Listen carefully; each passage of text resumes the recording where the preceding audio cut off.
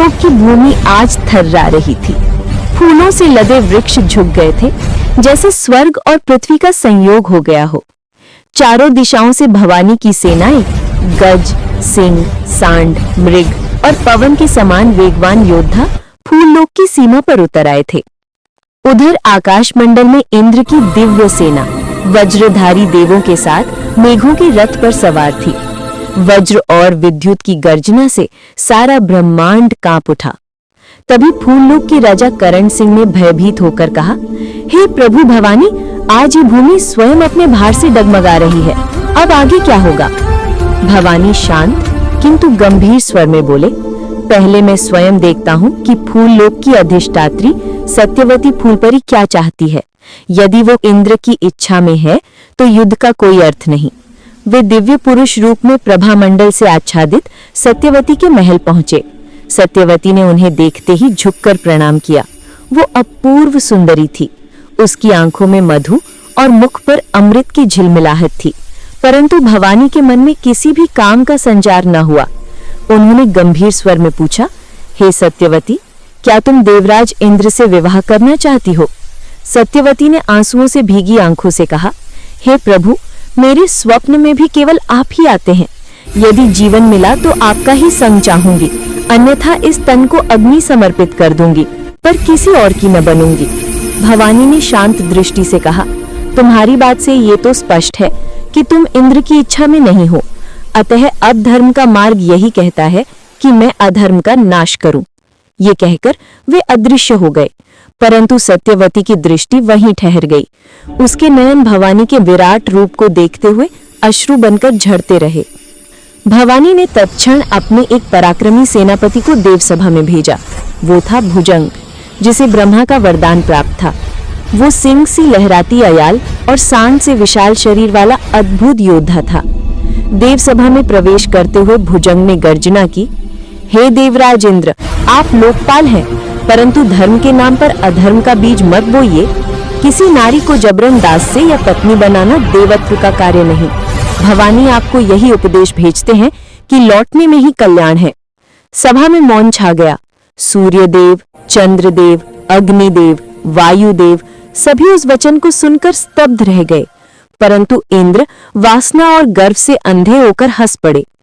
हे सांड के समान प्राणी, तू क्या जाने देवता का सामर्थ्य? मैं ब्रह्मांड का रक्षक हूँ।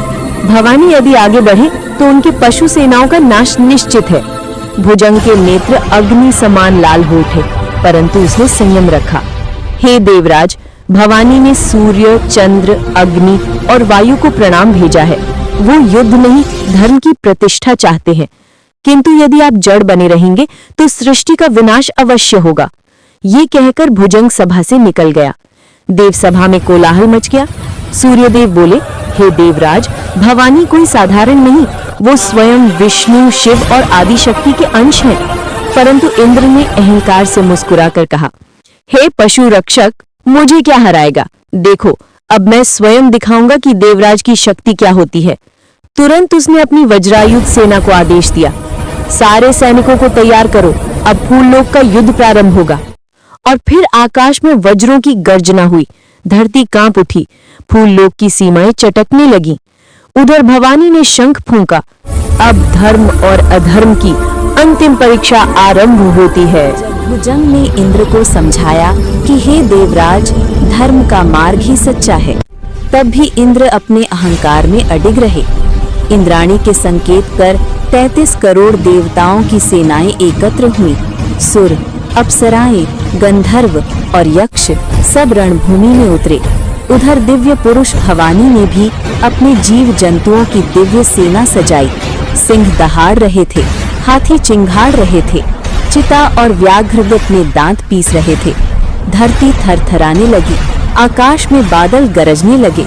फिर आरंभ हुआ घनघोर महायुद्ध। बाणों की वर्षा से आकाश काला हो गया। अग्नि और वायु के प्रहार से दिशाएं कांप उठी। धरती पर धुआं, चिंगारियां और गर्जन मानो प्रलय उतर आया हो। भुजंग अपने विकराल रूप में देव सेना पर टूटा। उसकी दहाड़ से पर्वत दरकने लगे, नदियां उलटने लगी। भवानी के दिव्य अस्त्रों की चमक से चारों दिशाएं आलोकित हो उठी। इंद्र अपने ऐरावत हाथी पर सवार थे और भवानी अपने दिव्य गजराज पर। दोनों के बीच प्रचंड द्वंद्व हुआ। वज्र, बाण, शूल और चक्रों की टक्कर से गगन चीरता हुआ स्वर उठा।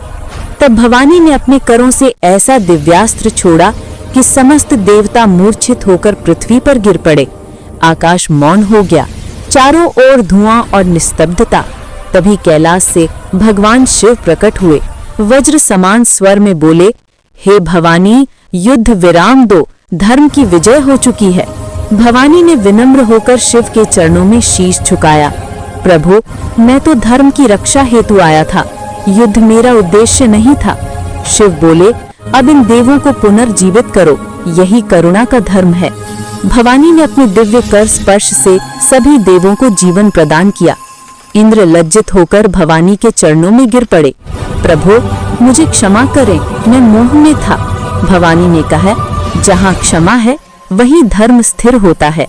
जब भवानी लौटने लगे तब पृथ्वी के राजा करण सिंह ने कहा, हे प्रभु, बिना वर वधू के पृथ्वी कैसे धन्य होगी। मेरी कन्या सत्यवती से विवाह कर जाइए। महादेव के आदेश से भवानी ने सत्यवती से विवाह किया। आकाश से पुष्प वृष्टि हुई, गंधर्व वादन करने लगे। भवानी सत्यवती को साथ लेकर वनलोक पहुँचे, जहाँ जीव जंतु, नदियाँ, पर्वत सब आनंद में झूम उठे। धरती पर उत्सव छा गया, धर्म और प्रेम का जय घोष गूंज उठा।